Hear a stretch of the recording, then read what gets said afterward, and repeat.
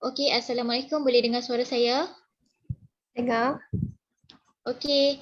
Okey, kami daripada kumpulan HG3B daripada grup Sakura akan membentangkan isu berkaitan dengan disiplin iaitu ponting sekolah.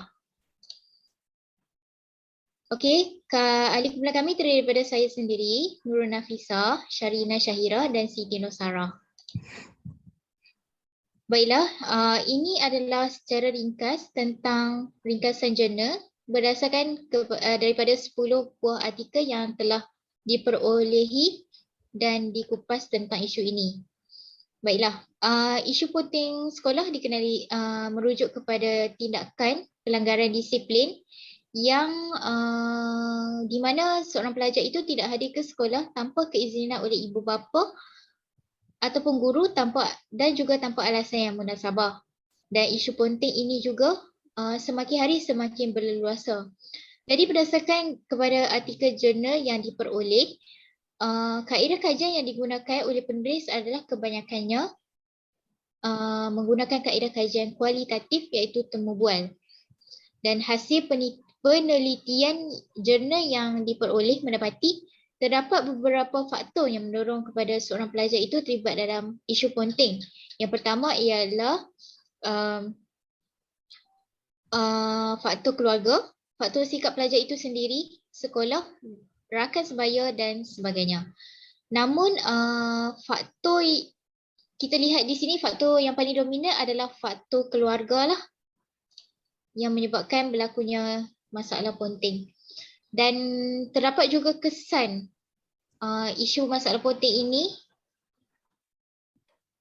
iaitu kesan dari segi akademik, keluarga, terhadap keluarga, sekolah, pelajar itu sendiri dan juga pelajar mungkin akan terlibat dengan masalah yang tidak berfaedah, perkara yang tidak berfaedah. Seterusnya, langkah juga dapat diperolehi daripada ke-10 artikel jurnal yang dibincangkan, iaitu langkah dari segi peranan ibu bapa, pihak atasan, media massa, program-program yang boleh meningkatkan potensi pelajar untuk menghalang pelajar daripada tidak terlibat dalam isu ponting lah. Dan justru masalah ponting ini seharusnya dibendung agar tidak lagi berterusan berleluasa. Next. Okey, Assalamualaikum. Saya Syarina. Saya akan bercakap tentang isu ponting sekolah. Okey, memandangkan isu ponting sekolah ini merupakan isu yang paling serius lah dalam kalangan pelajar, di mana pada era globalisasi ini, ponting sekolah masih berlaku, di mana masalah ponting sekolah ini boleh berlaku dalam banyak peringkat, iaitu peringkat sekolah rendah, sekolah menengah dan peringkat pengajian tinggi. Berdasarkan statistik yang dibuat oleh Kementerian Pendidikan Pelajaran Malaysia, pada tahun 1994 hingga 2018, ini menunjukkan bahawa isu putus sekolah adalah isu yang paling menonjol. Okay, next.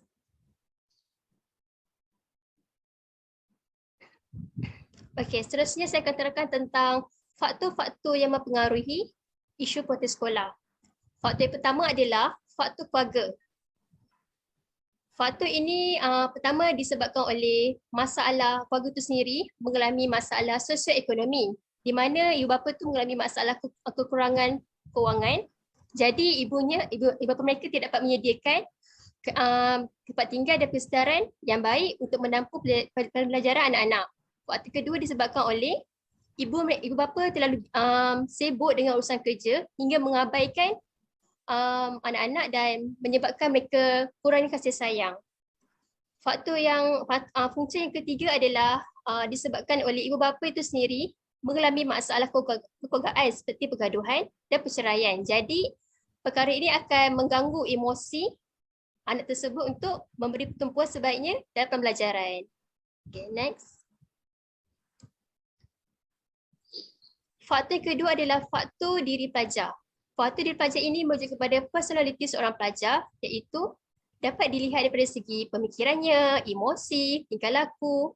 Yang menjurus pelajar itu melakukan genjalan negatif seperti sekutu sekolah. Faktor ini berlaku disebabkan oleh pelajar itu sendiri tidak minat untuk belajar, di mana mereka menganggap sekolah ini bukan satu kewajipan. Jadi mereka akan akan lewat atau bangun lambat ke sekolah, dan juga sakit, sering sekali sakit tanpa surat pengasahan. Punca yang kedua adalah pelajar itu sendiri mengalami masalah keyakinan diri yang rendah, kemahiran pengurusan juga yang rendah. Jadi pelajar itu sendiri rasa malu atau tidak selesa untuk adik ke sekolah, untuk bergabung dengan rakan, dan tidak dapat memberi tumpuan sebaiknya semasa pembelajaran. Faktor yang punca yang ketiga adalah disebabkan pelajar itu sendiri mempunyai perspektif yang negatif, yang mana mereka menganggap sekolah itu satu tempat yang membosankan dan tidak menarik. Okay, next.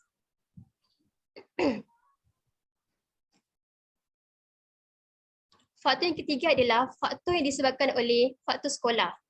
Faktor ini berlaku disebabkan oleh masalah daripada sekolah itu sendiri, di mana peraturan sekolahnya tidak konsisten dan ketat.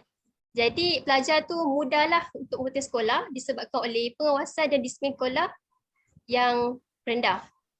Okey, faktor yang punca yang kedua adalah disebabkan oleh kaedah pengajaran guru yang membosankan dan tidak menarik, di mana guru itu hanya menggunakan buku teks sebagai bahan rujukan.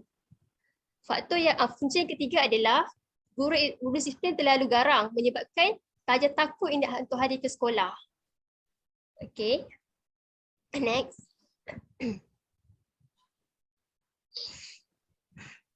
Faktor yang keempat adalah faktor daripada rakan sebaya.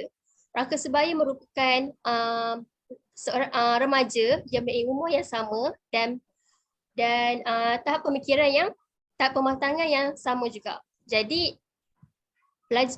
rakan sebaya ini merupakan pengaruh kuat yang mendorong pelajar untuk melakukan genjalan negatif seperti putus sekolah. Tambahan pula, rakan sebaya ini akan mempengaruhi tingkah laku pelajar, pribadi seorang pelajar. Ini kerana pelajar itu memiliki sifat yang mentah, rapuh dan ingin mencuba sesuatu yang baru. Di mana faktor ini dikatakan faktor utamalah sebab pelajar itu sendiri menganggap rakan sebaya ni macam satu tempat yang selesa lah untuk meluahkan perasaan berbandingkan keluarga sendiri. Okay, next. Faktor yang kelima adalah faktor kerja sambilan. Faktor ini berlaku disebabkan oleh terdapat pelajar itu berasal daripada keluarga yang susah. Jadi mereka mempunyai hasrat untuk membantu keluarga mereka dengan melakukan kerja-kerja sambilan. Dan faktor ini juga disebabkan oleh setengah pelajar mendorong untuk kerja sambilan kerana ingin membeli peralatan moden disebabkan oleh pengaruh rakan sebaya. Ketiga, disebabkan oleh bagi pelajar yang bekerja ini, apabila mereka hadir ke sekolah, mereka akan merasa letih dan mengantuk kerana keletihan lepas bekerja. Okay, next. Seterusnya saya akan serahkan kepada Nafisa. Baiklah, saya akan teruskan dengan kesan terhadap gejala pontian sekolah ini. Kesan yang pertama adalah pelajar akan merasa kerugian. Maksudnya kat sini pelajar akan ketinggalan silibus pembelajaran yang diajar oleh guru. Sebab apa? Sebab sering tak hadir ke sekolah. Dan semasa musim peperiksaan tiba, mereka akan alami kesukaran lah untuk menjawab soalan peperiksaan dengan baik. Dan hal ini akan menyebabkan pencapaian akademik pelajar merosot disebabkan sering tidak hadir ke sekolah. Dan kesan yang kedua adalah sistem demerit akan bertambah. Menurut Farhana Daud, seperti mana yang dipetik di dalam jurnal beliau mengatakan jika rekod kesalahan sebuah sekolah itu dipanggil demerit. Kalau sumbangan dipanggil merit. Jadi jika seorang pelajar itu langgar disiplin sekolah, ponteng sekolah, dan hal ini akan menambahkan demerit seorang pelajar itu dan menyebabkan seorang pelajar itu akan dikenakan amaran, denda, hukuman dan sebagainya, ataupun sehingga boleh menyebabkan seorang pelajar itu dibuang sekolah. Seterusnya, risiko terlibat dalam gejala negatif. Jika seorang pelajar itu ponteng sekolah, risiko untuk dia terlibat dalam gejala negatif itu tinggi. Contohnya, jika seorang pelajar itu tak pergi ke sekolah, mungkin dia orang boleh terlibat dalam penyalahgunaan dadah, vandalisme, gangster, judi, melepak dan sebagainya. Dan berdasarkan jurnal yang dikupas oleh Nur Amy, Mak Ahir, Syawani, Mak Deris dan Rahim Kamaluddin ni mendapati bahawa rekod daripada Kementerian Pelajaran Malaysia menunjukkan masalah ponteng sekolah ini mencatatkan kekerapan yang tertinggi. Jadi hal ini akan mengundang masalah disiplin dalam kalangan pelajar. Dan seterusnya, kesan terhadap pihak sekolah yang mana jika seorang pelajar itu ponteng, maka grade sekolah tu akan menurun dan terjejas. Jadi sekolah terpaksa menjawab dengan pihak atasan, mengapa grade sekolah ni turun, prestasi menurun, prestasi akademik menurun. Jadi ini akan memberi kesan dan masalah kepada pihak sekolah juga. Dan jika ada pelajar yang telah ditangkap oleh pihak polis akibat ponteng sekolah, hal ini akan menyebabkan nama baik sekolah itu tercemar. Okey? Dan seterusnya, kesan terhadap institusi keluarga yang mana berlakunya krisis antara terutamanya antara pelajar dengan ibu bapa, yang mana bila duit ibu bapa beri tapi guna untuk perkara yang tak berfaedah ialah sebab tak pergi sekolah kan, nak melepak, nak belanja kawan. Jadi ini akan memberi kesanlah kepada institusi keluarga. Dan juga yang terakhir adalah tiada interaksi antara ibu bapa dan pelajar itu, yang mana pelajar rasa tak puas hatilah. Mereka rasa macam tak nak pergi sekolah lah, mak ayah bukan kisah pun, macam tu. Jadi perkara ni mengundang kesan yang tidak baik sebenarnya dalam institusi keluarga. Okey, kita teruskan kepada langkah mengatasi masalah ponteng sekolah. Okay, langkah mengatasi ponteng sekolah yang pertama adalah peranan ibu bapa. Di mana ibu bapa bertanggungjawab dalam memastikan anak-anak mereka terjebak kepada perkara perbuatan negatif kepada sekolah. Maksudnya ibu bapa perlu pantau setiap kegiatan anak mereka di rumah. Okay, kedua, next.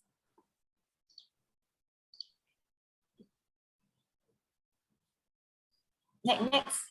Okey, yang kedua peranan media massa, di mana media massa perlu berperanan dalam memberi kempen kesedaran kepada pelajar tentang kesan buruk akibat daripada kesan kegiatan ponteng sekolah itu sendiri. Jadi maksudnya media massa perlu beri motivasi dalam memberi semangat kepada pelajar tersebut. Okay, next.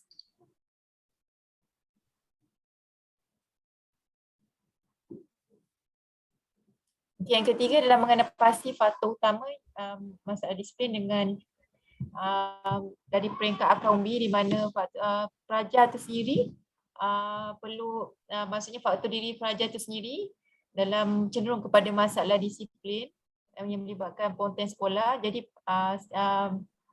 bagi mencapai kejayaan pelajar perlu bermotivasi dan berdaya saing agar dapat mencapai kejayaan seperti kawan-kawan lain. Maksudnya pelajar yang ponteng tidak harus ikut pengaruh kawan-kawan yang tidak sekolah supaya tidak terpengaruh dengan mereka. Okay, next. Next. Okay, yang keempat adalah peranan intervensi kaunselor kat sekolah tu. Maksudnya program setiap sekolah perlu ada intervensi melibatkan badan kaunseling, di mana pihak kaunselor sekolah perlu memberi khidmat kaunseling kepada pelajar yang terlibat dalam kegiatan ponteng sekolah. Okay, next.